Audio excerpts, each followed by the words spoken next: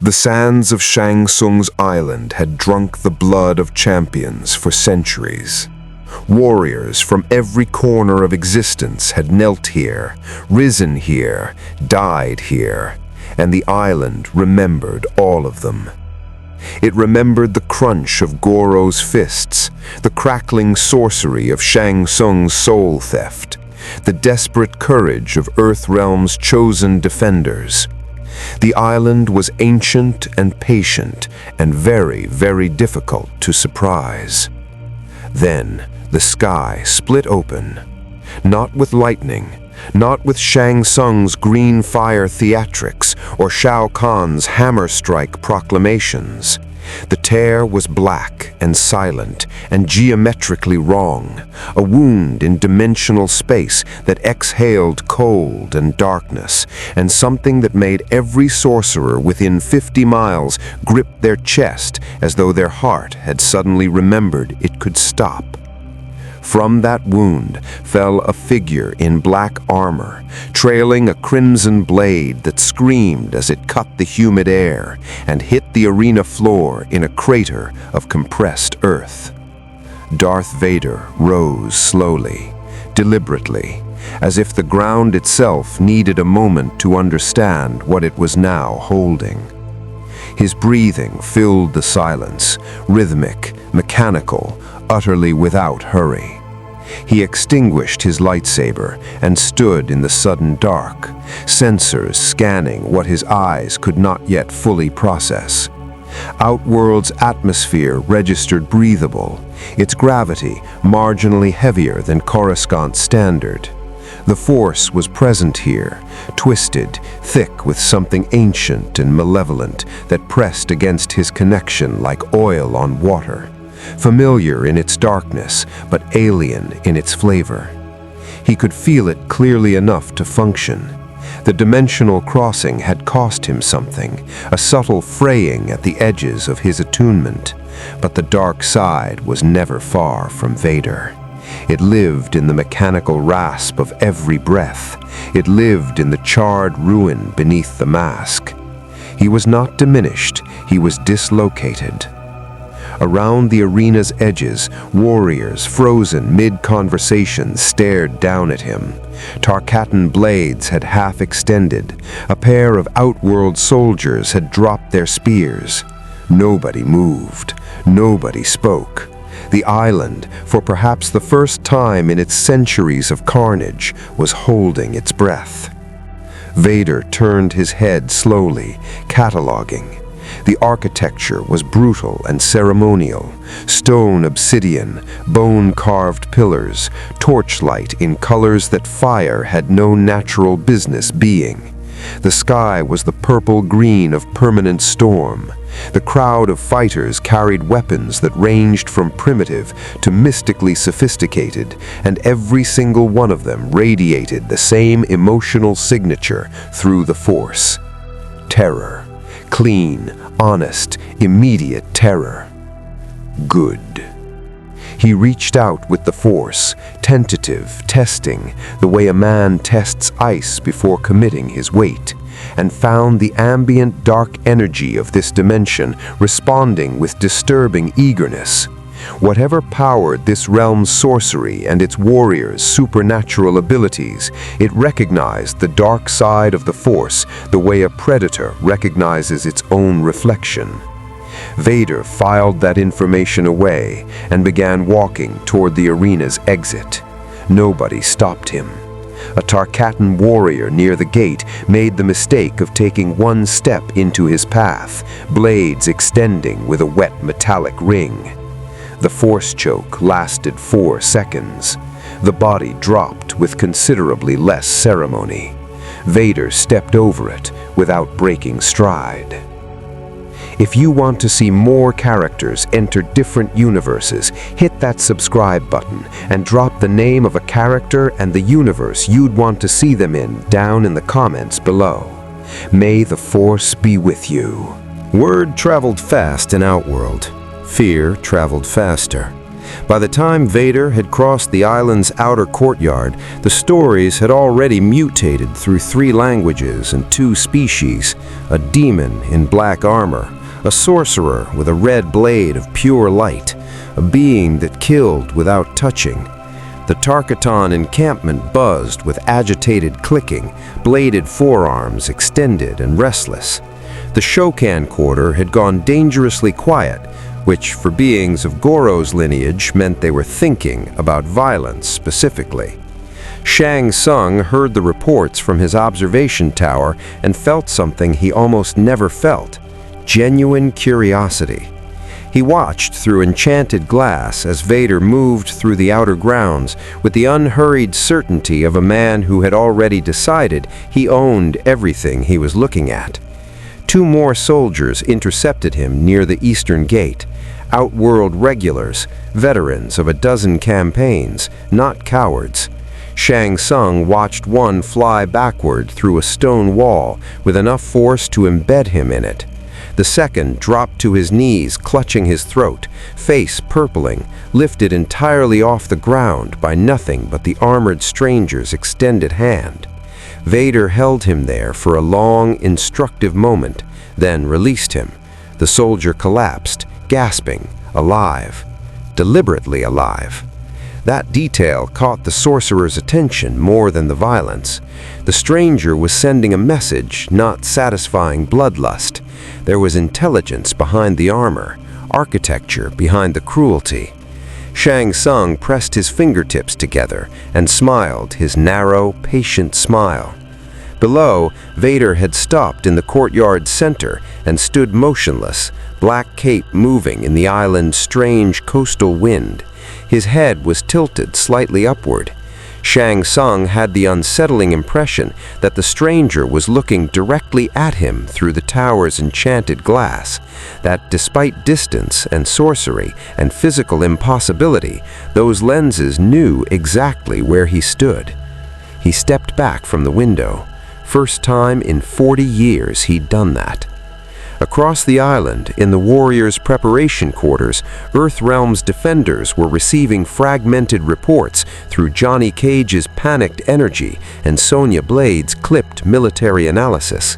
Liu Kang sat apart from them, eyes closed, reaching inward toward the light that anchored him.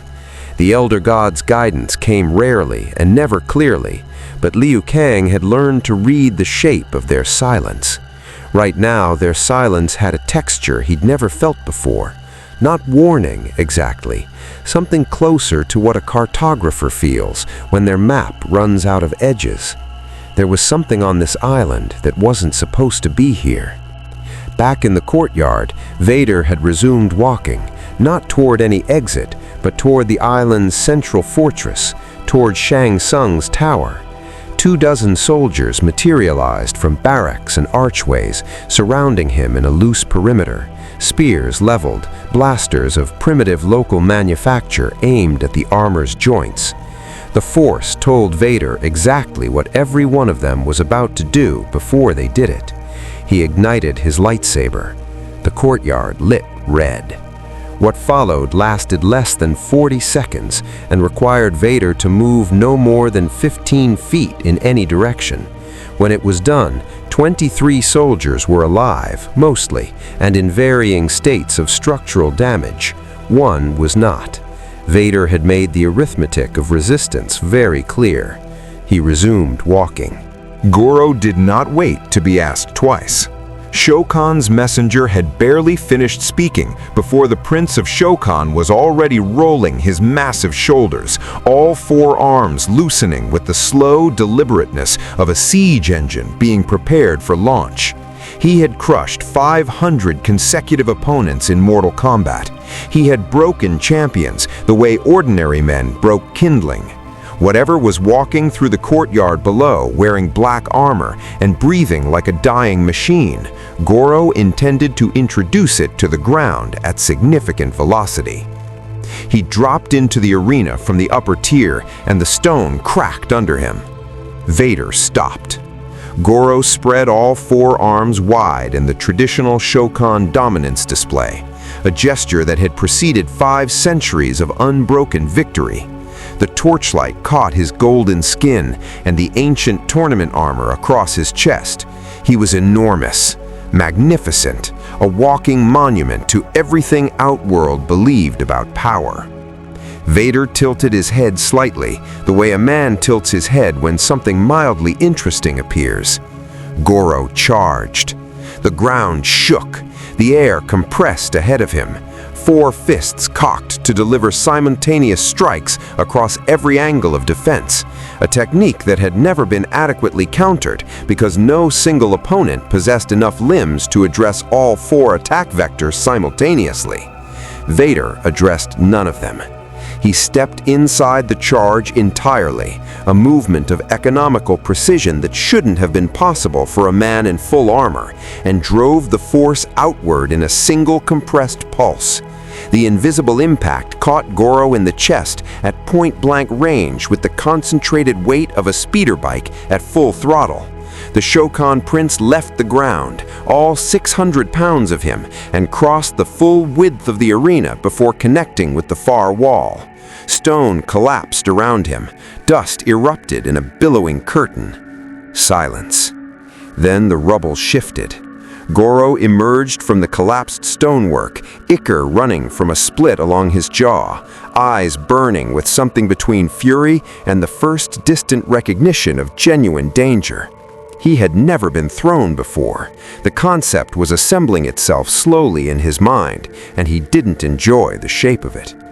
He attacked again, this time with calculation rather than momentum, measured combinations, using all 4 arms in rotating sequence to prevent the force technique from finding a single focal point. It was intelligent adaptation. It deserved acknowledgement. Vader acknowledged it by fighting back.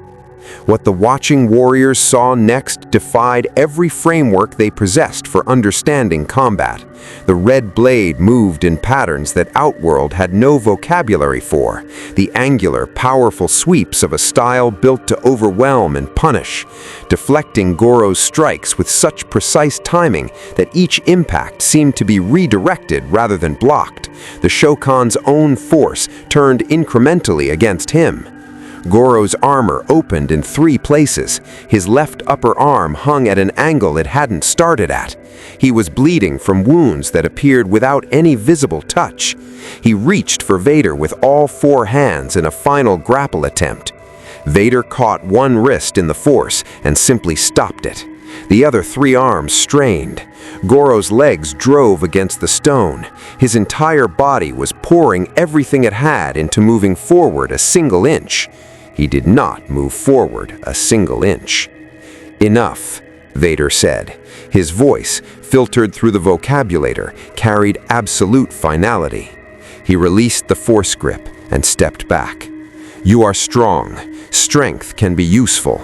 Remember that I allowed you to live." Goro knelt, not in submission, not yet, but his knees met the stone, and across every balcony and archway overlooking the arena, Outworld went very, very quiet. Shang Tsung descended from his tower that evening, which was itself an event. He descended for no one. He summoned. He observed from heights. He pulled strings from comfortable distances. That he walked across his own courtyard in the cooling Outworld night to approach the stranger personally communicated more than any speech could have. Vader was standing at the island's western cliff edge, looking out at the churning sea below. The dimensional instability that had deposited him here had left traces in the local atmosphere, faint tears in the air's fabric that glowed at their edges, visible only to sorceress sight.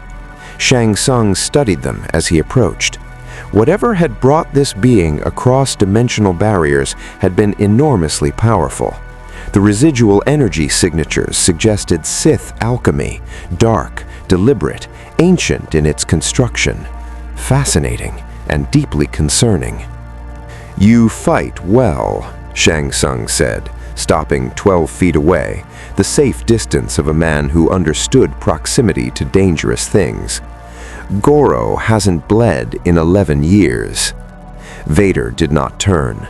You are the sorcerer who runs this tournament. Not a question. Shang Tsung smiled carefully. I host it. The rules belong to the elder gods. Rules. Vader let the words sit in the air between them like something dead. I have no interest in your rules. I have interest in understanding where I am, why I am here, and what this realm's power structure looks like before I dismantle it. Shang Tsung's smile remained precisely where it was through considerable effort. Outworld is governed by Emperor Shao Kahn. This tournament exists as a sacred compact between realms. 10 consecutive victories grant Outworld the right to merge with and consume Earthrealm. We are currently at 9. The final victory is irrelevant to me. Vader turned now, and Shang Tsung met the lenses and felt the force pressing against him, not aggressively, but the way an ocean presses against a glass wall, making its scale quietly known. What I require is information about the dimensional mechanics that brought me here. You will provide it. Shang Tsung recognized a command structure when he heard one. He also recognized that the intelligent response to this particular command structure was strategic compliance paired with patient observation. He had spent centuries positioning himself between more powerful forces, surviving through usefulness and timing. The calculation was rapid and clear. This being was more dangerous than Shao Kahn in raw, immediate terms, less dangerous in political terms, for now. The soul nada, Shang Tsung said carefully, a convergence of spiritual energy at this island's core. It bridges realms, connects the living to the nether realm, and generates the dimensional instability you'd need to chart a return path. If anything could illuminate how you arrived, he paused, reading the armor's stillness, it would be there. Vader absorbed this. The Force confirmed the sorcerer was concealing something, layering partial truth over deeper motive. Predictable, manageable. Every Moff and Senator in the Imperial hierarchy operated the same way. You want something, Vader said. I want many things, Shang Tsung replied honestly. Currently, I want to know if the power inside that armor can be quantified, and whether the being wearing it can be reasoned with before Shao Kahn decides it cannot. Vader's response was immediate. Tell your Emperor that I am coming to see him, not because he has summoned me, because I have decided he is next. Shang Tsung stood alone at the cliff edge long after the black armor had retreated into the fortress shadows, the sea crashing its indifferent rhythm far below, and felt, for the second time that day, the rare specific chill of encountering something his considerable schemes had not accounted for. Shao Kahn's throne room was built to intimidate. Every architectural decision served that singular purpose. The ceiling vaulting high enough to make giants feel small. The skull-carved columns arranged to funnel visitors into a narrow approach that forced them to walk toward judgment rather than across it. The Emperor of Outworld sat elevated above everything, hammer across his knees, horned helmet framing a face that had crushed the hope out of 1,000 worlds. Generals and sorcerers and champions had stood in this room and felt themselves become smaller simply by existing in his presence. Vader walked in, and the room felt different. Not smaller, contested. Shao Kahn leaned forward on his throne, studying the black armor with the practiced eye of a conqueror who had cataloged every species and power set across centuries of expansion. The breathing apparatus, the red blade hanging cold at the stranger's hip, the way the air itself seemed to organize around him, pressure gradients shifting, the torchlight bending almost imperceptibly toward his silhouette, as though even light was negotiating its position. You killed my soldiers, Shao Kahn said. His voice was a weapon, resonant, massive, designed to fill spaces and flatten resistance. Destroyed tournament property, humiliated my champion. He paused. You have my attention. I did not come for your attention, Vader replied. I came to make the structure of this situation clear before unnecessary violence consumes time I would prefer to spend productively. Shao Kahn's eyes narrowed. Nobody speaks to me as an equal. I am not speaking to you as an equal. The force moved subtly, a pressure in the room, a tightening in the air around the throne's base, the massive stone foundations groaning with something that had no visible cause. Shao Kahn's generals shifted uneasily. Hands moved toward weapons with the reluctant instinct of men who understood that drawing them would be the last decision they ever made. I am speaking to you as the superior force in this room, extending an arrangement that benefits you. Listen carefully. I will not repeat it. The throne room held its breath. Shao Kahn said nothing, which was, for Shao Kahn, extraordinary. You have spent centuries attempting to conquer realms through tournament rules designed by gods who have already decided you will lose.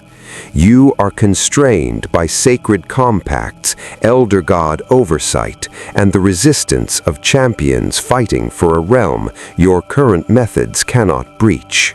You are powerful, and you are losing. These facts coexist because your strategy is fundamentally limited by its own framework.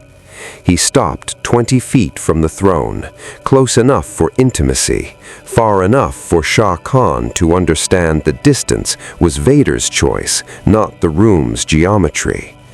I offer an alternative framework.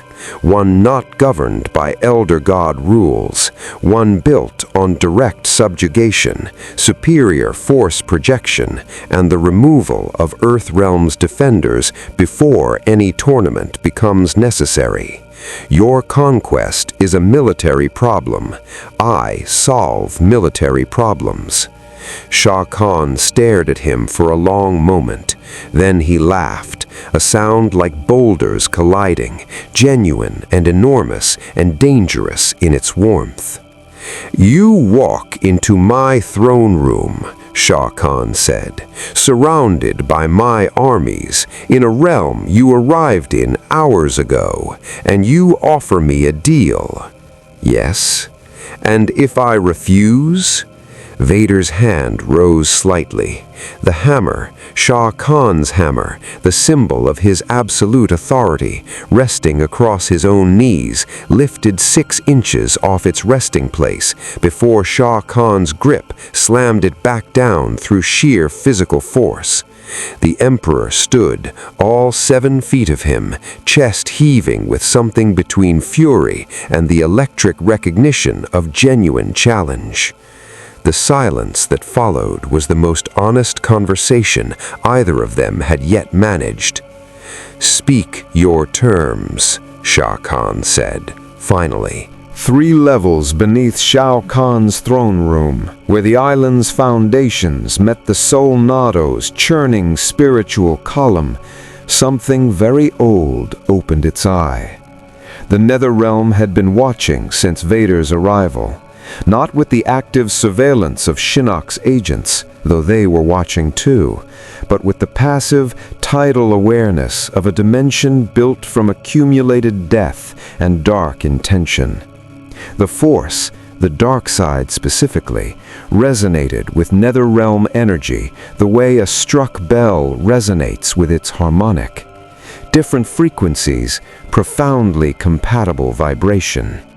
Vader had felt it at the cliff edge the previous night, that hungry recognition in the ambient dark. He had filed it as a curiosity. It was becoming something more than a curiosity.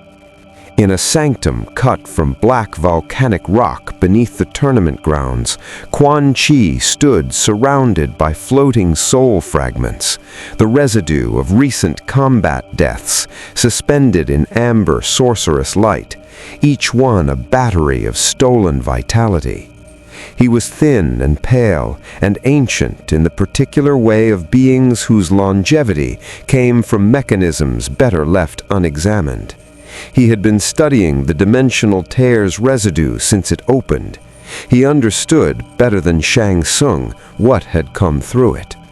Not a warrior, not a sorcerer exactly. Something that had burned away everything it once was and rebuilt itself entirely from will and darkness and the deliberate embrace of suffering as fuel. The Netherrealm didn't just recognize this, it wanted it. Quan Chi dispatched 2 Netherrealm specters upward with a specific message. Above, in a training corridor carved into the fortress's eastern wing, Vader was alone. He had claimed the space with the unconscious authority of a man who considers every room he enters already his, and the fortress staff had decided, through rapid collective instinct, not to test that assessment. He knelt in something approaching meditation, not Jedi stillness, which required peace, but the dark side's equivalent, which required rage held at controlled temperature. He was calibrating.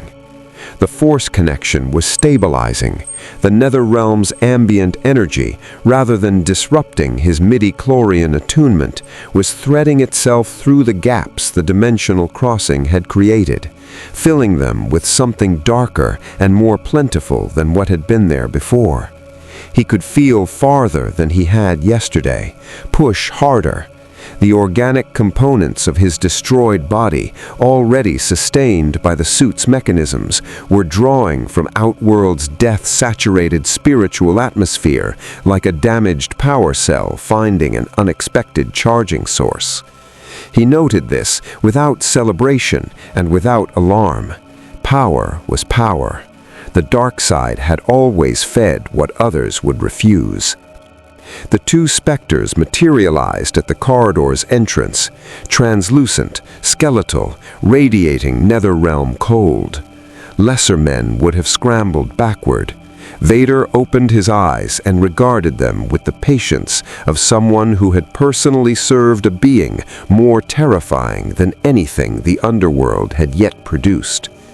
One specter extended a withered hand, projecting Quan Chi's message as crackling green light, an image of the Netherrealm's vast architecture, Shinnok's imprisoned power, and a clear implication, an alliance of dark powers, incomparably vast, offered to the right partner.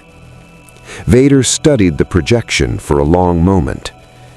"Tell your master," he said, "that I do not form alliances. I receive subordinates, or I receive enemies. Quan Chi should decide which he prefers before we meet, because I will not ask him to choose twice."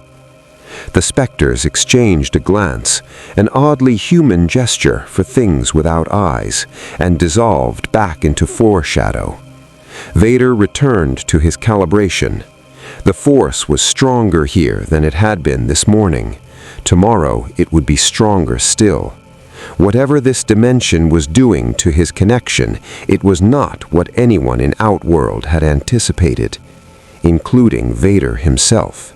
Liu Kang had not slept. He sat cross-legged on the meditation platform overlooking the island's eastern shore, watching the unnatural lightning play across Outworld's permanent storm ceiling, and tried to find the elder gods in the silence the way his training had taught him.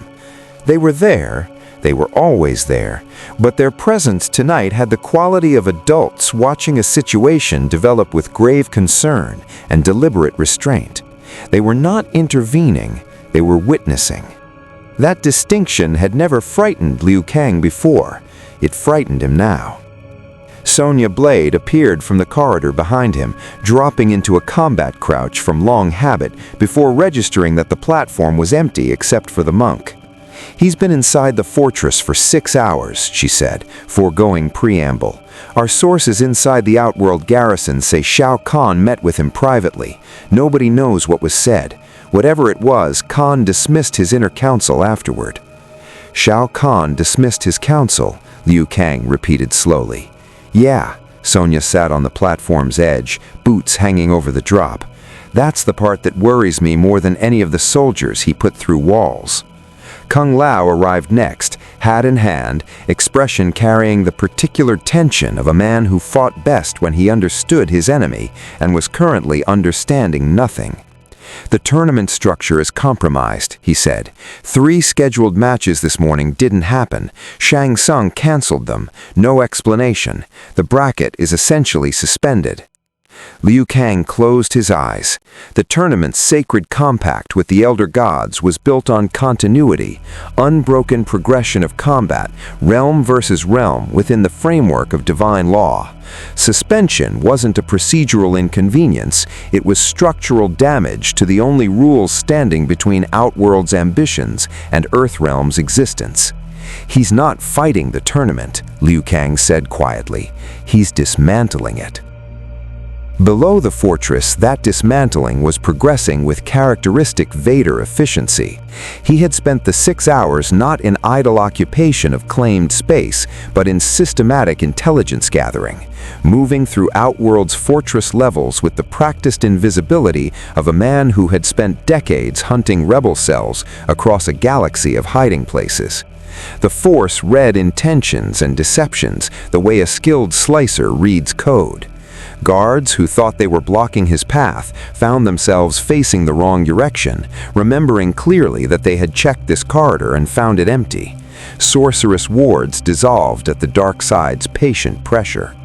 What Vader had assembled from 6 hours of invisible observation, Outworld's military hierarchy was genuinely formidable, but catastrophically dependent on Shao Kahn's direct authority.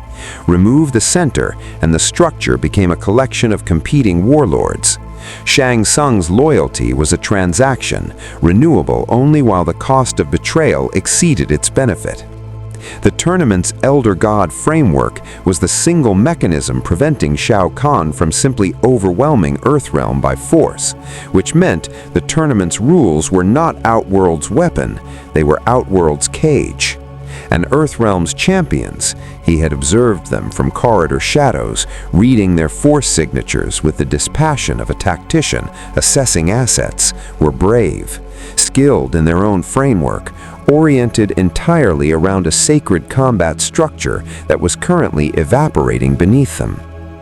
Vader returned to his claimed corridor and began composing what would need to happen next. Not with sentiment, not with ideology, the way a military campaign is composed, objective, sequenced, ruthlessly practical. The tournament was ending. Something else was beginning. The only question was whether the pieces on this board understood that yet. Most of them didn't. The Solnado announced its disruption before anyone saw Vader enter the chamber. The spiritual column, a massive rotating convergence of stolen souls and dimensional energy that had anchored this island's reality since Shang Tsung first claimed it, began oscillating, not violently, subtly, the way a compass needle oscillates near conflicting magnetic sources. The souls trapped within its rotation slowed in their endless cycling, and several of Shang Tsung's attending sorcerers looked up from their monitoring stations with the specific expression of technicians watching instruments report impossible readings. Vader walked through the chamber's heavy stone doors, and the oscillation deepened. He had come to understand the mechanism, not destroy it. The distinction would prove difficult to communicate in the next 30 seconds because Shang Tsung materialized from shadows near the column's base with genuine alarm replacing his habitual composure for the first time since the armored stranger's arrival. "This chamber is," Shang Tsung began. "Informative," Vader said, extending his awareness into the Solnado's energy structure, the way he would probe a hyperdrive, methodically, without force, mapping what he found. The dimensional information Shang Tsung had promised was here, the mechanics of realm bridging, encoded in the spiritual column's rotation, readable by anyone with sufficient sensitivity to the Force and the patience to translate the information correctly. He could find his way back to his galaxy from here. The pathway existed. He filed that knowledge in a compartment of absolute priority and then set it deliberately aside. Not yet. Shang Tsung watched the Dark Lord commune with his most powerful artifact with the helpless expression of a man watching someone else read his private correspondence. The Solnado's souls pressed against the column's inner boundary, drawn toward Vader's Force presence with the desperate gravity of things that recognized power and couldn't help reaching for it. "You're pulling them," Shang Tsung said, unable to keep the technical observation from escaping his professional instincts. "The souls, whatever generates your power, they're orienting toward it." "Yes," Vader said. He was aware. The dark side consumed what it touched, and 500 years of accumulated souls were apparently within touching distance. He closed off the passive draw with conscious effort. He had not come to harvest, he had come to read. What the Solnado told him in the Force's translation of dimensional mechanics, his arrival had not been accidental. The Sith ritual that pulled him here bore the Emperor's signature, Palpatine's specific harmonic, his master's fingerprints on the dimensional engineering. Whether this was intended punishment, strategic deployment, or the Emperor testing something he hadn't explained to his apprentice, the answer existed somewhere in Imperial records Vader currently couldn't access. The rage that moved through him was cold and familiar. He let it fuel his focus rather than his reaction. There would be time for that conversation. He withdrew from the Solnado's energy and turned to find Shang Tsung watching him with an expression that had traveled from alarm through calculation and arrived somewhere approaching respect. "You found what you needed," Shang Tsung said. "I found what you promised. The return path exists. I am choosing not to take it." He faced the sorcerer fully. "Which means I will be here considerably longer than you anticipated. Adjust your planning accordingly." Shang Tsung's eyes moved, the rapid, almost invisible flicker of a man revising several simultaneous schemes at once. "And Shao Kahn's arrangement with you proceeds until it doesn't." He left Shang Tsung standing beside the oscillating Solnado, surrounded by souls that were still leaning, very slightly, in the direction the black armor had gone. The arena had never hosted anything like this. Every faction on the island had gravitated to its edges by the time Shao Kahn descended from his fortress in full battle regalia, hammer gleaming, armor carrying the accumulated mythology of 1,000 conquered realms, each engraved skull representing a world that had believed itself unconquerable. He had agreed to Vader's arrangement for 4 days. 4 days of watching the black armor move through his fortress with proprietal ease, reorganizing his military hierarchy through quiet conversations that left generals pale and newly obedient, dismantling the tournament's sacred structure through sheer refusal to acknowledge its authority. 4 days was all Shao Kahn had managed. "This ends now," the Emperor of Outworld announced, and his voice rolled across the arena like collapsing architecture. "No arrangement, no framework. Outworld has one ruler." Vader stood at the arena's center and said nothing. He had been expecting this since the throne room. Patience was simply the period between knowing something would happen and allowing it to happen on tactically optimal terms. Liu Kang watched from the upper tier beside Sonya and Kung Lao, every instinct screaming conflicting imperatives. The man, the being below, had spent 4 days systematically destroying every structure Earthrealm's defense depended upon. He was also, undeniably, the only force present capable of doing what 3 Earthrealm champions and the Elder God's restraint had so far failed to accomplish, stopping Shao Kahn. The moral geometry was unbearable. Liu Kang watched anyway. Shao Kahn attacked first, a hammer strike that compressed the air ahead of it, the shockwave alone enough to crater stone.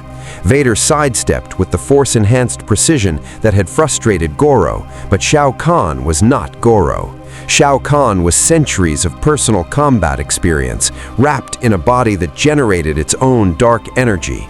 And he had watched Vader move for 4 days from elevated vantage points specifically to prepare for this moment. The hammer's return arc caught Vader's deflection and drove him sideways, genuinely sideways, boots carving furrows in the arena floor. First time since arrival that something had moved him. Vader straightened. Something shifted in his force presence, a drop in temperature, a darkening of the already considerable shadow he cast through the dark side. The netherrealm energy that had been threading through his connection over 4 days of passive accumulation pulled inward, concentrating. He reached out and stopped the next hammer strike in mid-air. Not deflected, stopped. The weapon hung suspended between them, Shao Kahn's full strength pouring into its forward motion against Vader's force grip, and neither moved for 3 full seconds that felt considerably longer to everyone watching. Shao Kahn's boots ground against stone. The arena floor cracked in radiating lines from both their positions.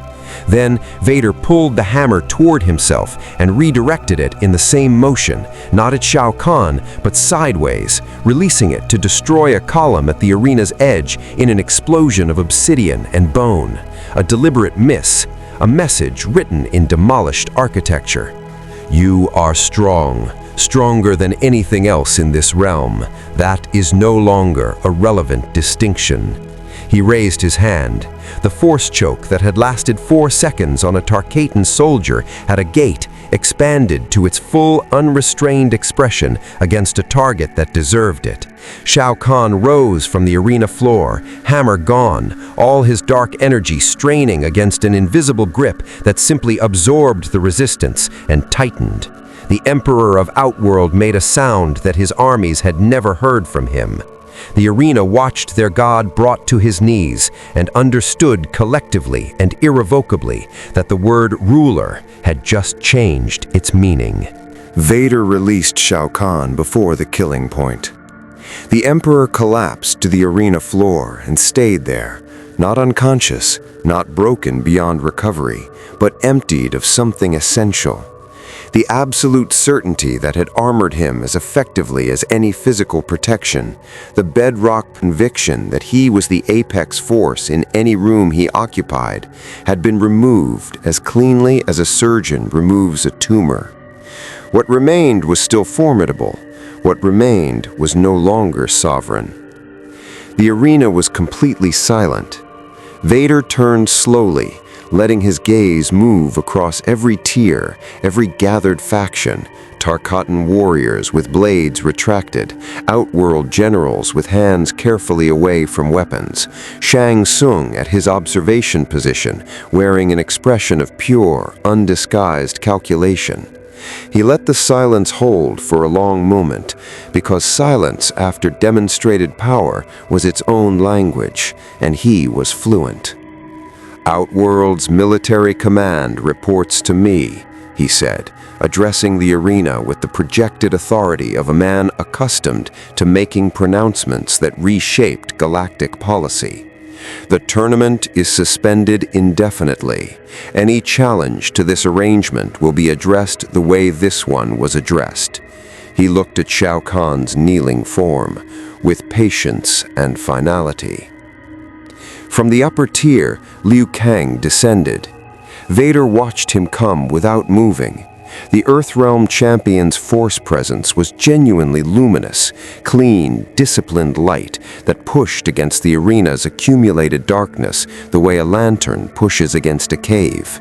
He was afraid and doing it anyway, which Vader recognized as the specific variety of courage that the Jedi called strength and the Sith called irrelevance. The distinction had never been as clean as either side insisted. Liu Kang stopped 10 feet away, close enough to fight, far enough to speak first. You've taken control of Outworld, Liu Kang said. That doesn't protect Earthrealm. That makes Earthrealm's position worse. Earthrealm's position, Vader replied, was 9 tournament losses away from consumption. I have removed the tournament. The mathematics have changed. You've replaced one conqueror with another. I have replaced an ideological conqueror with a pragmatic one. Shao Kahn wanted Earthrealm destroyed and absorbed. I want it intact. Vader paused, and what followed was the closest thing to honesty he had offered anyone in this dimension. Intact realms are more useful than rubble. Liu Kang searched the black lenses for something human and found only his own reflection. And when you decide useful is no longer sufficient. Vader did not answer. The non-answer was its own answer, and Liu Kang was intelligent enough to hear it. Shang Tsung had disappeared from his observation post during the exchange, which Vader had noted and filed without concern. The sorcerer's scheming was a constant, manageable variable. Quan Chi's netherrealm interest remained unresolved. 3 Outworld warlords in the northern garrison had sent coded communications to contacts outside the island in the past 12 hours, the content of which Vader's force-enhanced surveillance had partially intercepted. There were threads here requiring attention. He turned from Liu Kang and walked toward the fortress, cape trailing across the arena floor where Shao Kahn's hammer had left its crater. Behind him, the fallen emperor stirred. Around him, a realm recalibrated its understanding of hierarchy. Above him, the permanent storm turned, and in its clouds, something that had been watching since the dimensional tear opened pulled its attention more fully toward the island. Something ancient, something that had outlasted every conqueror Outworld had ever produced. It found the black armor interesting. Vader felt it watching and kept walking, one problem at a time. He had built an empire before. He knew how the early stages felt. Outworld had known countless rulers, conquerors who burned bright and collapsed, emperors who built monuments to themselves and watched those monuments outlast their relevance. The realm had a long memory and low expectations of permanence. Darth Vader was different in ways the realm was still assembling language to describe. He did not celebrate his consolidation of power. He administered it, methodically restructuring Outworld's military command, eliminating redundancies, replacing loyalty through fear with something more efficient and more terrifying, loyalty through understanding that the alternative had already been demonstrated in an arena before 1,000 witnesses. Shao Kahn lived. Darth had decided a conquered emperor was more useful than a martyred one, and the decision carried the cold logic that defined every choice the Dark Lord made in this strange dimension. Liu Kang remained on the island, watching, waiting, unwilling to leave Earthrealm's fate entirely in the hands of a being whose pragmatism was the only thing standing between his home realm and something worse. The Netherrealm continued its patient interest. Shang Tsung continued his patient scheming. And in the Sol Nado's chamber, the return path to a galaxy far, far away remained precisely where Vader had found it, available, charted, deliberately untaken. Whatever Palpatine's intentions had been in sending him here, Vader had decided to answer that question on his own terms, in his own time, from a position of absolute strength. He had built one empire. The architecture was familiar. The materials here were simply different.